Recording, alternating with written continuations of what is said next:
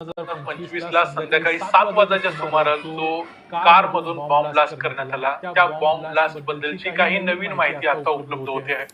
या bomb blast मध्ये आतापर्यंत 12 लोकांचा मृत्यू झाला आहे, जवळजवळ 25 ते 30 लोक जखमी झालेले आहेत. हा बॉम्ब ब्लास्ट बरोबर लाल किल्ल्याच्या समोर असणाऱ्या मेट्रो स्टेशनच्या गेट नंबर 1 जवळ झाला, जिथून चांदणी चौक अत्यंत जवळ होता. जी आता नवीन माहिती समोर आली आहे त्यामध्ये असं म्हटलं जाते की हा एक सुसाईड अटॅक नव्हता, म्हणजे हा हल्ला जाणून बुजून करायचा प्लॅन नव्हता. हा हल्ला अचानकपणे केला गेला. त्याच्यामध्ये मग अचानकपणे केला गेला मध्ये पण 2 अँगल आहेत, ते काय आहेत ते देखील या व्हिडिओमध्ये बघूया.